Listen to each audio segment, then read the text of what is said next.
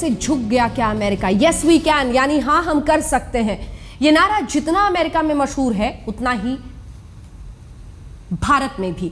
और अब दोनों देशों में इस नारे को मशहूर करने वाले नेता एक दूसरे से हाथ मिलाने जा रहे हैं। बात हो रही है मोदी और ओबामा की, दो ऐसे नेता जिनकी शुरुआत गरीबी से हुई, दो ऐसे नेता जिनके पास जबरदस्त जनाधार है, दो ऐसे नेता जिनसे बड़े बदलाव की उम्मीद है। लेकिन क्या ये दोनों नेता इस उम्मीद पर खरे उतरेंगे? यही है हमारी आज की सबसे बड़ी बहस। क्या होगा जब मिलेंगे मोदी और ओबामा? क्या ये एक नए दौर की शुरुआत है? क्या हिंदुस्तान की तरफ पूरे विश्व का नजरिया एक के बाद एक बदल रहा है? नरेंद्र मोदी से क्या है उम्मीदें और क्या है उम्मीदें यस वी कैन से?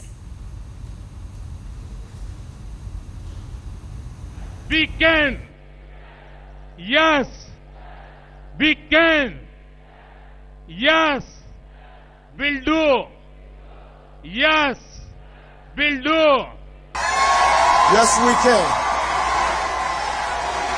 yes we can, yes we can. दुनिया की दो शक्तियां, दो बड़े नेता और एक नारा, यस वी कैन। अजीब इत्तेफाक है कि दुनिया के सबसे ताकतवर लोकतंत्र के मुखिया और दुनिया के सबसे बड़े लोकतंत्र के मुखिया दोनों ने एक ही नारे से अपने चुनाव जीते और अब यही दो दिग्गज पहली बार हाथ मिलाने जा रहे हैं। सोचिए, कुछ दिनों पहले तक अमेरिका मोदी को वीजा देने को भी तैयार नहीं था, लेकिन अब खुद पलक पावड़े बिछाकर मोदी को ओबामा ने बुलाया है, क्योंकि ओबामा भारत के उस मिडिल क्लास की ताकत जानते हैं जिसने मोदी को जीत दिलाई है। While China's economic rise and military reach worries its neighbors. From Brazil to India, rising middle classes compete with us, and governments seek a greater say in global forums. जिस middle class से Obama को अमेरिकियों के लिए खतरा दिख रहा है, उसी मिडिल क्लास में ओबामा को अमेरिका के लिए बाजार भी दिख रहा है। और आज अमेरिकी मीडिया मोदी को एक बिजनेस के लिए फायदेमंद नेता के तौर पर देख रहा है। साफ है, अमेरिका को बाजार चाहिए, मोदी को एफडीआई चाहिए। दोनों की जरूरतें हैं और दोनों को एक दूसरे का सहारा है। मोदी इस बात को अच्छी तरह जानते हैं और उनके पास बड़े फैसले लेने का जबरदस्त जनादेश भी है, और इस आत्मविश्वास का असर उनकी विदेश नीति पर भी पड़ना लाजमी है। कि भारत जैसा इतना बड़ा देश न हमें कभी आंख डरा करके जीना चाहिए, न ही किसी को आंख दिखाने के लिए अलाउ करना चाहिए। न ही इतने बड़े देश ने वैश्विक संबंधों में आंख झुका करके जीना चाहिए और न ही किसी को आंख झुकाने के लिए मजबूर करना चाहिए। संबंध ऐसे होने चाहिए जो हम आंख मिला करके बात कर सकें। आत्मविश्वास इतना है कि मोदी अब ओबामा से हिंदी में ही बात करेंगे। मोदी का ये कदम सिर्फ राष्ट्रवाद नहीं है, बल्कि अमेरिका के साथ पूरी दुनिया को एक संदेश भी है कि अगर भारत को आपकी ज़रूरत है तो आपको भी भारत की ज़रूरत है। आज पाकिस्तान के प्रधानमंत्री भारत के प्रधानमंत्री से न सिर्फ बात करते हैं, बल्कि दोनों एक दूसरे की माओं के लिए तोहफे भी भेजते हैं। सभी सार्क देशों को शपथ ग्रहण समारोह में बुलाकर भी मोदी ने दुनिया को संदेश दे दिया था। अब बारी अमेरिका की है। क्या भारत अमेरिका के रक्षा संबंध और मजबूत होंगे? क्या अमेरिका भारत में विदेशी निवेश बढ़ाएगा? क्या अमेरिका और पाकिस्तान के रिश्ते भारत और पाकिस्तान के रिश्तों पर असर डालेंगे? और चीन को लेकर अमेरिका का क्या रुख होगा? क्या मोदी और ओबामा मिलकर दोनों देशों का एक नया अध्याय लिखने में कामयाब होंगे? आज तक ब्यूरो। इस मुद्दे पर हम चर्चा करेंगे, लेकिन उससे पहले जरा आपको तस्वीरें दिखाते हैं। ये तस्वीरें बहुत कुछ बोल रही हैं उस मोदी पावर के बारे में जो आने वाले वक्त में आप कह सकते हैं जबरदस्त तरीके से बोलेगा। शरीफ ने भेजी है साड़ी, नवाज शरीफ ने सफेद साड़ी भेजी है, मां के लिए भेजी है, और उसका जिक्र करते हुए नरेंद्र मोदी ने धन्यवाद किया है ट्विटर के जरिए। इधर ओबामा ने दिया है न्योता और उस मंच पर भी हिंदी में बोलेंगे नरेंद्र मोदी। तो 3-4 ऐसी बातें जो बता रही हैं कि हिंदुस्तान नए सुर में बोलने वाला है दुनिया में आने वाले दिनों में, और दुनिया देख रही है मोदी पावर। सबसे पहले आपका परिचय इन खास मेहमानों से करा दें। हमारे साथ मीम अफजल साहब कांग्रेस पार्टी की तरफ से, हमारे साथ नलिन कोहली साहब भारतीय जनता पार्टी की तरफ से, और केसी सिंह साहब हमारे साथ जुड़ गए हैं, जिन्हें हम विदेशी मामलों के जानकार के रूप में इस चर्चा में शामिल करेंगे। सबसे पहले आपके पास आते हुए नलिन कोहली साहब, ये नरेंद्र मोदी का जादू है या फिर इंडिया का जादू है जो सिर चढ़कर बोल रहा है? क्योंकि ओबामा, कोई भी प्रधानमंत्री हो, बात तो यह है कि एक बड़ा मार्केट है हिंदुस्तान, और इसी नजरिए से उस मुखिया को वो बुला रहे हैं या मिलना चाह रहे हैं। अंजना जी, जहां तक देशों के बीच में रिश्तों की बात हो, उन्हें हम इस रूप से ना देखें। ये कंटिन्यूम होता है एक रूप से कि प्रधानमंत्री देश के प्रधान है, और जहां तक वो बात भी करेंगे वो तो देश हित की बात करेंगे।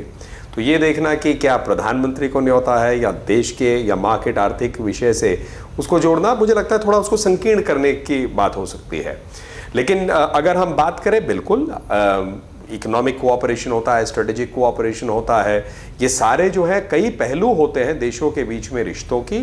भारत और अमेरिका के बीच में स्वाभाविक है ये सारे मुद्दे रहते हैं। दूसरी बात है, हमें इस बात को एक सॉर्ट ऑफ पास्ट रहा है जहां पर कुछ कठिनाइयां रही। अगर मैं कहूं कि वीजा के इशू को लेते हुए एक यूनिलैटरल ऐसे सोच बनी थी वहां, फिर वो एक अपने आप में एक विषय था। लेकिन अब इन सब बातों को चुनाव के नतीजे आए हैं, अब दो देश जो हैं आपस में कभी ना कभी तो बात करेंगे, तो एक ही अवसर हो सकता है। हालांकि अभी इसकी एक औपचारिक पुष्टि नहीं हुई है कि क्या वो मीटिंग हो रही है, कब हो रही है। ऐसे न्यूज में संकेत आ रहे हैं, और जब जाने की बात होती है इस प्रकार के संकेत आते हैं, तो हमें औपचारिक पुष्टि के लिए रुकना चाहिए, और फिर उसमें क्या क्या उसकी सीमाएं होंगी चर्चाएं की या क्या क्या हो सकती है, उस पर धीरे धीरे ये समाचार निकल ही आएगा। ठीक है, मैं चूंकि आपने वीजा का भी जिक्र किया, इस मुद्दे पर भी वापस आऊंगी। क्या जनादेश जो प्रचंड मिला नरेंद्र मोदी को, उसका भी असर है? एक वक्त पर वीजा डिनाइल से अब जो ये सफर बायलैटरल रिलेशंस का बढ़ रहा है, लेकिन इस बीच मीम अफजल साहब आपके पास आते हुए, कुल मिलाकर सवाल यह है कि एक यूफोरिया बिल्ड हुआ है नरेंद्र मोदी के इर्द गिर्द। जापान के जो प्रीमियर है वो सिर्फ 3 लोगों को ट्विटर पे फॉलो करते हैं, उनमें से एक नरेंद्र मोदी है। ओबामा तक को वो फॉलो नहीं करते हैं। खुले तौर पर तमाम देश, नवाज शरीफ साहब साड़ी भेज रहे हैं, ये शॉल भेज रहे हैं, एक अलग ही तस्वीर बन रही है नरेंद्र मोदी को लेकर पूरे विश्व में। एक नए दौर का आगाज हो रहा है, इस तरह से बता रही है भारतीय जनता पार्टी, जो मनमोहन सिंह के वक्त पर नहीं हुआ। सही है, दम है?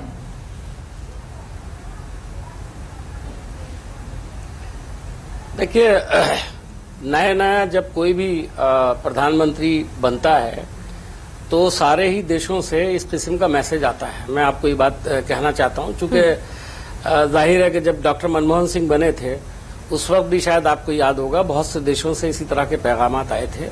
लेकिन चूंकि नरेंद्र मोदी जी के ताल्लुक से कुछ कंट्रोवर्सीज बहुत रही हैं, इसलिए जो भी इस तरह का मैसेज आपके सामने आता है तो मैं समझता हूं उस पर ज्यादा तवज्जो हो जाती है। बिल्कुल ईमानदारी की बात है कि जिस आदमी के बारे में ये था कि उनको 9 साल तक अमेरिका ने वीजा नहीं दिया, बड़ी बड़ी कंट्रोवर्सीज हुई, उनके खिलाफ बाकायदा मुजाहरे हुए। जब वो 2005 में जाना चाहते थे जी, तो उनको अपना जो दौरा था उसको कैंसिल भी करना पड़ा। हाँ। और ये सब बात हुई। तो जाहिर है कि अगर आज ओबामा जी ने मैसेज भेजा है और उनको दावत दी है, हाँ, तो उस पर तवज्जो भी ज्यादा है और मीडिया भी उसकी तरफ दे। लेकिन आपने एक बात शुरू में कही, जैसे पाकिस्तान के साथ भी उन्होंने एक बात कही, उन्होंने पूरा चुनाव पाकिस्तान के खिलाफ प्रोपेगेंडा करके लड़ा, उसके बाद अचानक उन्होंने उनको इनवाइट कर लिया। हाँ। तो जाहिर है एक चौंकाने वाली बात थी, इसलिए आप लोगों ने भी तवज्जो दी, देश ने भी तवज्जो दी, हाँ, दुनिया ने भी तवज्जो दी और सार्क के लोगों को बुलाया, पहली बार बुलाया। लेकिन मेरा ये मानना है कि नवाज शरीफ साहब ने अगर साड़ी भेजी है बहुत अच्छी बात है, अगर यहाँ से उन्होंने उनकी माँ के लिए शॉल भेजी है तो बहुत अच्छी बात है। लेकिन उन लाखों लोगों को भी साड़ी और शॉल ट्रांसफर करने की और भेजने की इजाजत होनी चाहिए जिनके रिश्तेदार अजीजो अकारीब पाकिस्तान के अंदर रहते हैं या पाकिस्तानियों के हिंदुस्तान में रहते हैं। उनको तो मैं देखता नहीं कोई फैसिलिटी कहीं भी मिलती हो, उनको तो बेचारे लंबी लंबी लाइनों में महीनों तक खड़े रहते हैं, वीजा नहीं मिलता। ठीक है मीम अफजल साहब, आप जो कहना चाह रहे हैं मैं समझ गई, लेकिन महत्वपूर्ण यह है कि आपने खुद ही अमेरिका का जिक्र किया, वीजा एक वक्त पर नहीं देते थे और अब कम से कम इस जनादेश के बाद पलटी मारे हैं। तो कहीं ना कहीं हिंदुस्तान और नरेंद्र मोदी और लोकतंत्र की इसमें जीत शामिल है, शरीक है। केसी सिंह साहब, आपके पास आने से पहले प्रेरणा देसाई हमारे साथ एक वरिष्ठ पत्रकार चूंकि जुड़ गई हैं अमेरिका से, उनसे मैं 1-2 सवाल पूछना चाहती हूँ। प्रेरणा देसाई जी, किस तरह से इसे देखा जा रहा है? क्या वाकई जिस तरह से हिंदुस्तान में है वैसा ही एक यूफोरिया बिल्ड हुआ है, यानी एक जबरदस्त उत्साह, उत्सुकता नरेंद्र मोदी, उनकी शख्सियत के इर्द गिर्द, आने वाले नए दौर के इर्द गिर्द जो भारत और अमेरिका के रिश्तों में हो सकते हैं? जी, पहली बात तो यहाँ ये है कि यहाँ पे हिंदुस्तानी बहुत रहते हैं, कम से कम 3 मिलियन हिंदुस्तानी अमेरिका में रहते हैं, और जिनमें काफी एक मेजॉरिटी ऑफ इंडियंस जो है वो मिस्टर मोदी के सपोर्टर्स हैं।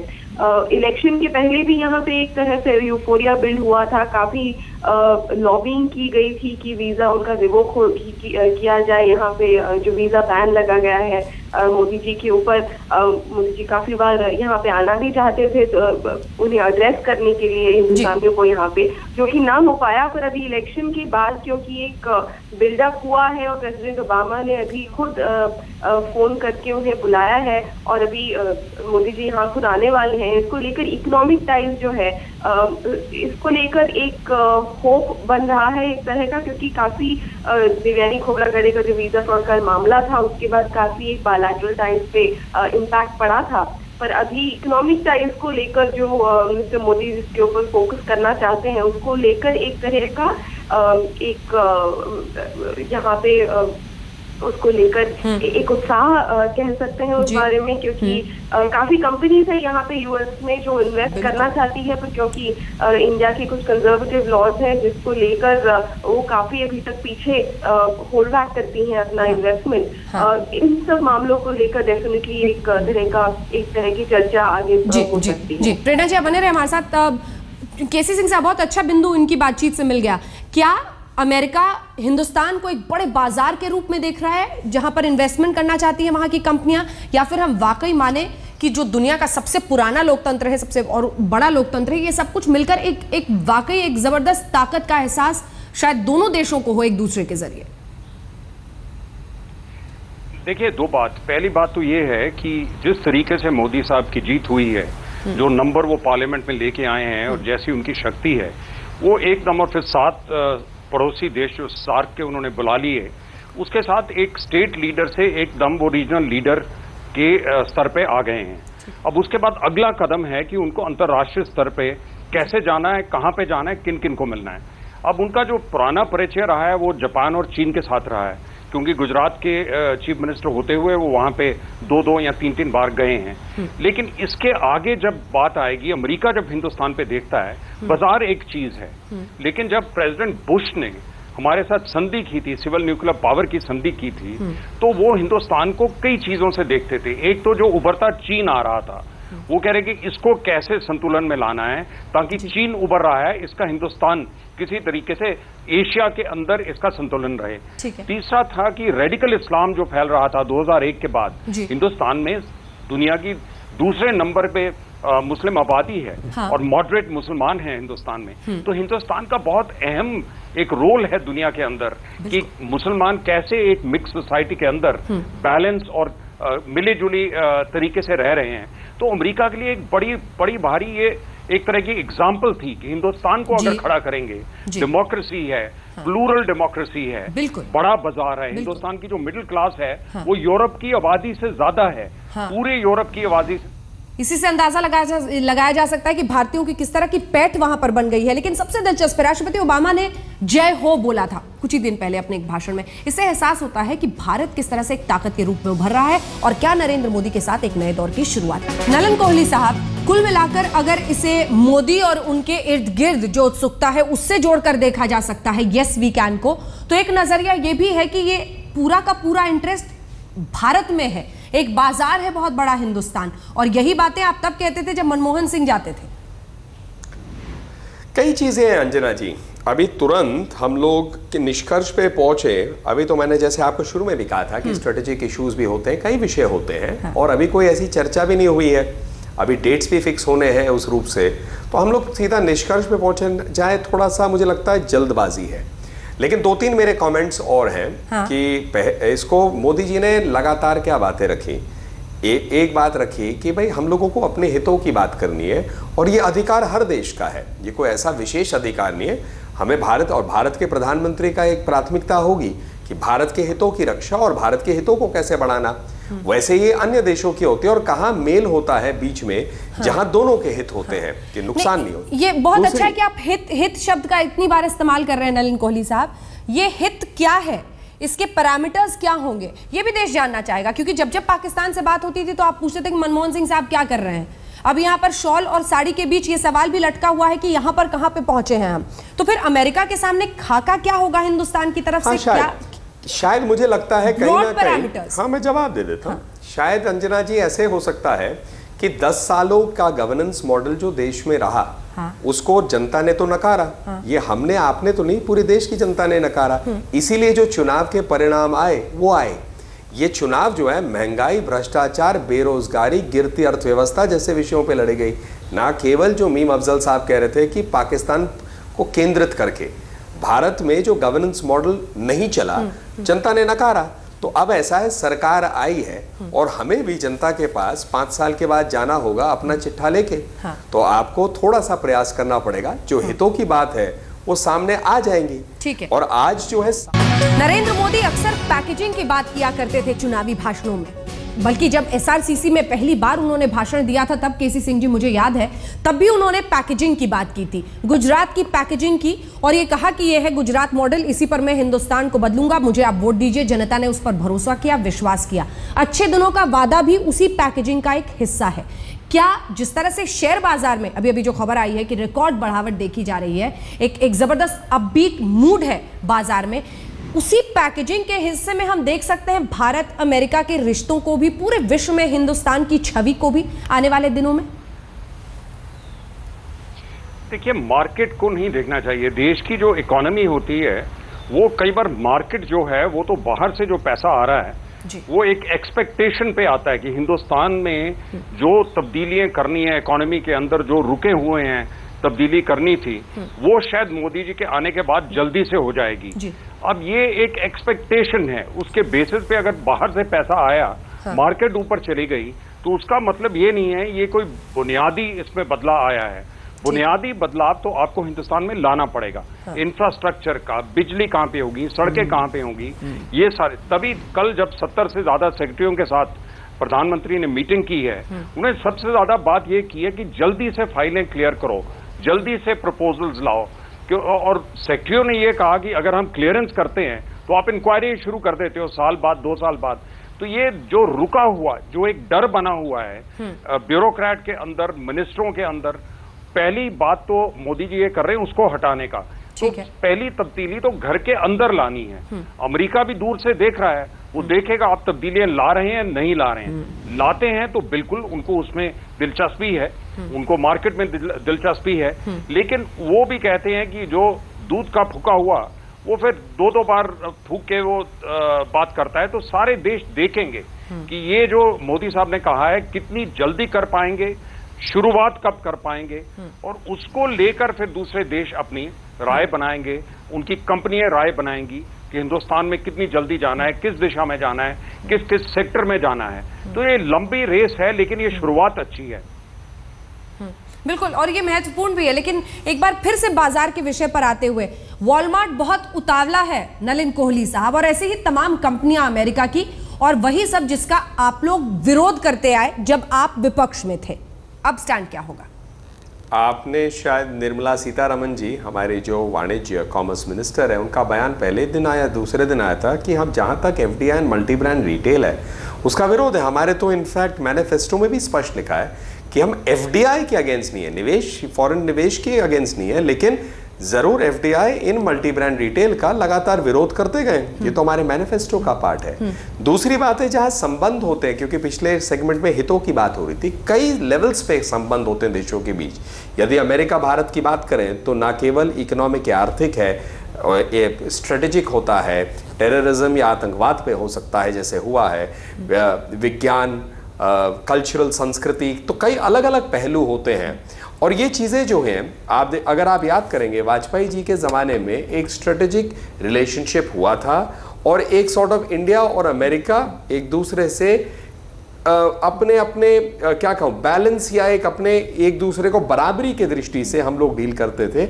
ऐसा नहीं, विश्व में हर राष्ट्रों के बीच में हितों की बात होती है, कोऑपरेशन होता है, अलग अलग पहलू होते हैं। जहां तक अब जो है, मैंने जैसे पहले भी कहा, हमें रुकना पड़ेगा देखने के लिए कि पहले वो डेट्स क्या हैं और जो भी एजेंडा है वो स्पष्ट हो ही जाएगा। ऐसा नहीं होता है कि ये सारी चीजें जो है कोई गोपनीय होती हैं, जो पहलू होते हैं उनके वो पहले क्लियर। नलन साहब, दरअसल मुद्दा ये है कि अमेरिका भी अपने हितों को देखकर ही आगे बढ़ता है किसी, और इतिहास गवाह है, किसी भी देश के साथ अगर उसने रिश्ते आगे बढ़ाए हैं तो उसने अपनी जनता और उसके हित को सर्वोपरि रखा है। तो इस नियम को मानकर ही आगे बढ़ना होगा, पहली बात।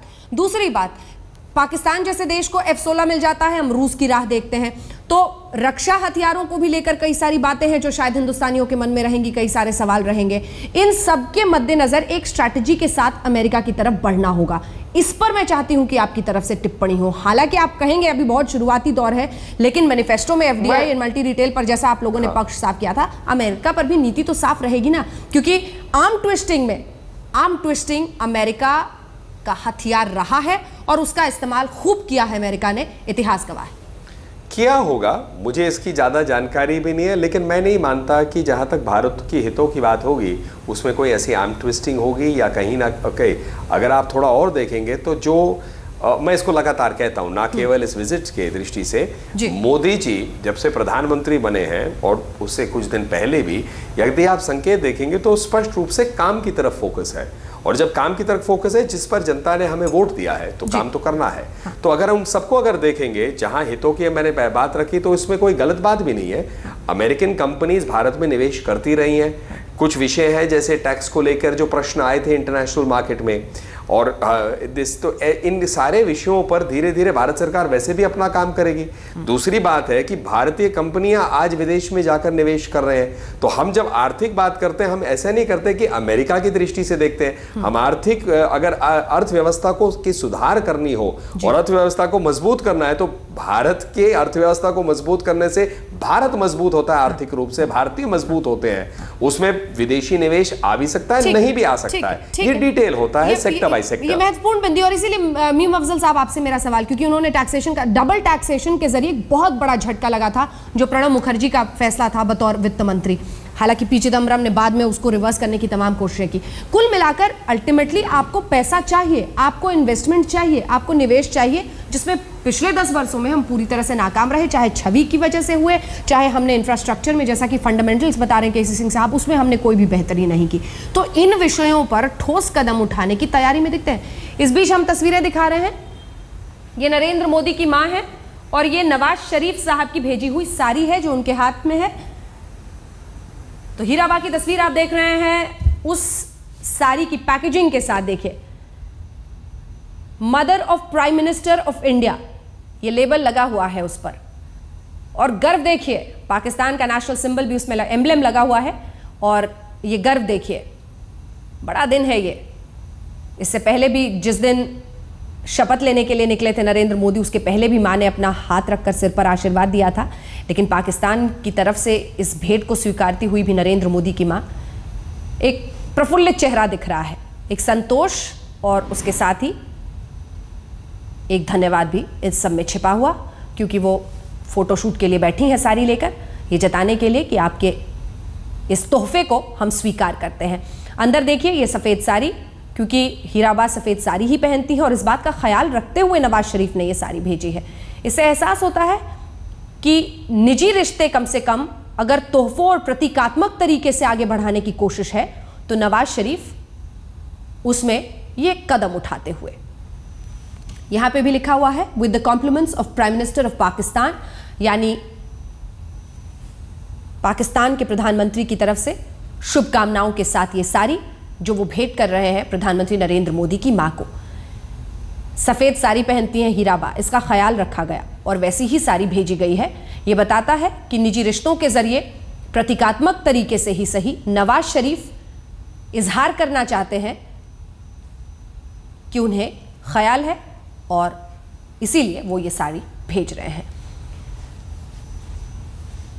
लेकिन दूसरे तरीके से अगर इस तस्वीर को देखें, एक बुजुर्ग मां जिसका बेटा राजनीति का एक लंबा सफर तय कर उस शीर्ष पर पहुंचा है, उसके लिए आज खुशी का दिन।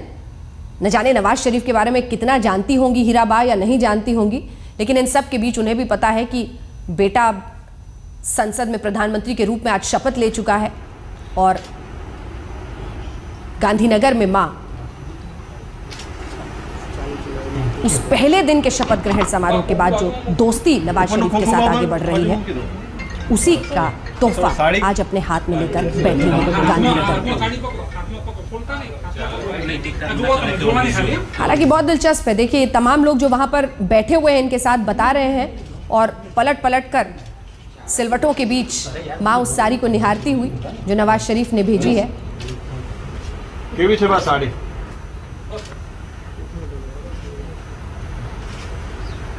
एक तोहफा, लेकिन उस तोहफे के साथ एक संदेश ये कि एक तो इजहार है उस धन्यवाद का जो शॉल के जरिए नरेंद्र मोदी ने नवाज शरीफ साहब की मां के लिए भेजा था, और तोहफे के रूप में सफेद साड़ी पहुंची है पाकिस्तान से गांधीनगर और हीराबा की गोद में ये साड़ी मौजूद है, शुभकामनाओं के साथ पाकिस्तान के प्रधानमंत्री की तरफ से।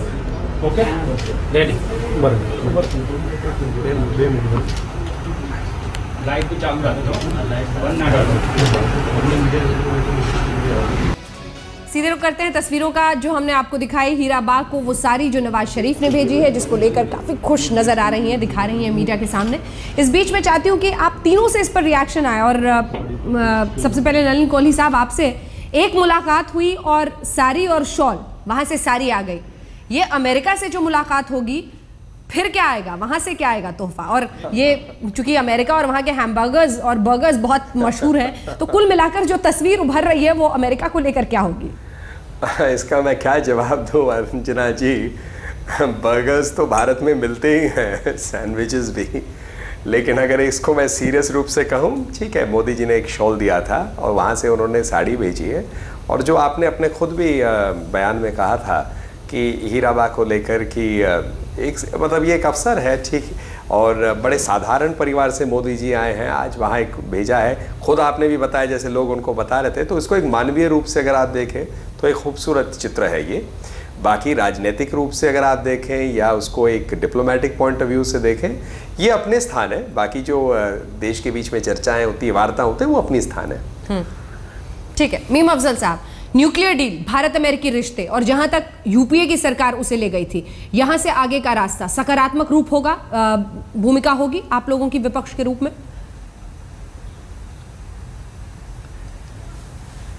देखिए, हमारी हर उस पॉलिसी के लिए हमेशा हिमायत रहेगी जो देश को फायदा पहुंचाने वाली हो, जो देश के हक में हो, जो देश को एक सही रास्ते पर ले जाती हो और देश के इंटरेस्ट को कहीं भी हर्ट ना करती हो, नंबर 1। दूसरा, आपने पूछा कि वहां से साड़ी आई, यहां से शॉल गई, अमेरिका से क्या आएगा? इस पर एक छोटा सा कमेंट यह है कि वहां से वीजा आएगा, जो गालिबन आ ही गया, समझ लीजिए। ये काफी बड़ा तोहफा है जो मोदी जी को अमेरिकन गवर्नमेंट ने एक तरह से दिया है। वीजा तो उनको मिल ही जाता है अब, लेकिन बाकायदा जो इन्विटेशन आया है वो उनके लिए सबसे बड़ा तोहफा है। इस पर तो ये मोदी जी की जीत है, करना चाहिए था। मैं तो ये नरेंद्र मोदी की जीत है ना, लेकिन उसमें उन्हें उसको इतनी जल्दी एक्सेप्ट किया। हाँ। नहीं, मुझे ऐसा लगता है कि नरेंद्र मोदी ने जितनी जल्दी उसको एक्सेप्ट किया है वो शायद जीत के दायरे में नहीं आता। मैं इसको जरा दूसरे ढंग से कहता। ठीक है, कोहली साहब एक जवाब देना चाहते हैं आपकी बात पर। कोहली साहब एक जवाब देना चाह रहे हैं, फिर मैं केसी सिंह साहब के पास जाऊंगी। कोहली साहब जवाब दीजिए। मैं इतना ही कहूंगा कि वीजा कोई तोहफा नहीं है और ना ही मांगा जा रहा है। मोदी जी तो गए भी नहीं अमेरिका। जहां तक मैंने शुरुआत में कार्यक्रम में भी कहा था कि कुछ ऐसे विषय थे, जैसे वीजा नहीं था, वॉर्टन स्कूल से इनविटेशन आया था, जो वीडियो कॉन्फ्रेंसिंग होनी थी वो भी रह गया था। और अगर मैं बात एक करूं, वेस्टर्न मीडिया में लगातार जो गुजरात के दंगों की जो एक पृष्ठभूमि बनी रहती थी, और उसमें इस बात को भी नहीं कहा जाता था, रिपोर्टिंग टोटल नहीं रहा, जैसे जो गोधरा का इंसिडेंट है, तो हम मानते ये जो विषय हैं सारे, लेकिन जो देश के प्रधानमंत्री हैं वो नरेंद्र मोदी जी अब एक व्यक्तिगत रूप से कोई तोहफा के रूप में कहना, मैं उसे गलत मानता हूं। हो सकता है कि अफजल साहब इस रूप से कह रहे हो कि राहुल गांधी जी या बाकी लोग उस गांधी परिवार के तोहफा देखते थे जब वो विदेश जाते थे।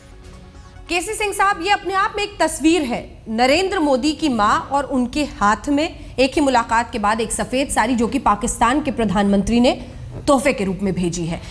हालांकि पड़ोसी देशों के साथ या फिर किसी भी मुल्क के साथ रिश्तों में आप मेज पर क्या हाथ में आया और क्या गया नहीं देख सकते हैं, लेकिन भारत और अमेरिका जब मिलेंगे तो किधर बढ़ेगा रास्ता, क्या होगा, क्या उम्मीदें होनी चाहिए, क्या खाका होना चाहिए? देखो, जिसको अंग्रेजी में कहते हैं पर्सनल केमिस्ट्री, दो नेता मिलते हैं, कुछ बातें ऐसी होती हैं मिलने के बाद एक दूसरे से बात बनती है। जैसे ओबामा कहते थे मनमोहन सिंह के साथ उनकी बड़ी दोस्ती है, लेकिन ये जो नेताओं के बीच में दोस्ती होती है इसकी एक हद होती है, उसके आगे जो बुनियादी चीजें हैं वो फिर सामने आ जाएंगी। जैसे आप एनर्जी लीजिए, क्लीन एनर्जी, हिंदुस्तान का 66% इस टाइम जो हम पावर बिजली बना रहे हैं वो कोयले पे निर्भर है। अमेरिका जो कर रहा है वो इस टाइम जो कोयले के उनके प्लांट हैं उन पे उन्होंने रुकावट लगाई है कि ये क्लीन एनर्जी यूज करेंगे। अब एक ये ऐसा मसला है जिसमें आप में एक दूसरे में तालमेल नहीं होगा, उल्टा वो कहेंगे आप अपने ये जो कोयले के यूनिट्स हैं इनको क्लीन एनर्जी में लगाइए। लेकिन कई चीज ऐसी होती हैं जिसमें हम मिल के चल सकते हैं। तो अमेरिका ने एक लिस्ट बनाई है, उसमें ये न्यूक्लियर लाइबिलिटी लॉ है, जिसमें उनको ये है कि आपने ये बहुत सख्त बना दिया, हमारी कंपनियां आ नहीं सकती। हाँ। हमने आपके साथ संधि की, उसके बावजूद हमारी कंपनियां वहां नहीं आ सकती। फिर कई डिफेंस की परचेजेस हैं जिसमें अमेरिका को ये लगा कि उनका जहाज हमने नहीं खरीदा, ट्रांसपोर्ट प्लेन्स ले लिए, फाइटर एयरक्राफ्ट नहीं लिए। तो ऐसे मुद्दे होंगे। अमेरिका तो हमेशा कोशिश करेगा, लेकिन हमारे भी ऐसी लिस्ट है। हमारी जो इंफॉर्मेशन टेक्नोलॉजी की कंपनियां हैं उनको वहां जाने में रुकावट, उनके वीजे पे रुकावट, फिर उनके ट्रेड रिप्रेजेंटेटिव जो हैं उन्होंने कई इंक्वायरी चला दी हैं हिंदुस्तान की दवाई बनाने वाली कंपनियों पे, दूसरी कंपनियों पे। तो ये चीजों में जब दोनों नेता मिलेंगे उनको बैठ के कहना होगा कि ये खिचखिच बंद करें, खिचखिच बंद हो और नए रिश्तों का आगाज हो, नया दौर कहा जाएगा। लेकिन ये ब्रॉड पैरामीटर्स हैं, इन पर तैयारी के साथ हिंदुस्तान को आगे बढ़ना होगा। यस वी कैन, तभी मुमकिन होगा। आप देखते रहिए आज तक। आप सभी का बहुत बहुत शुक्रिया।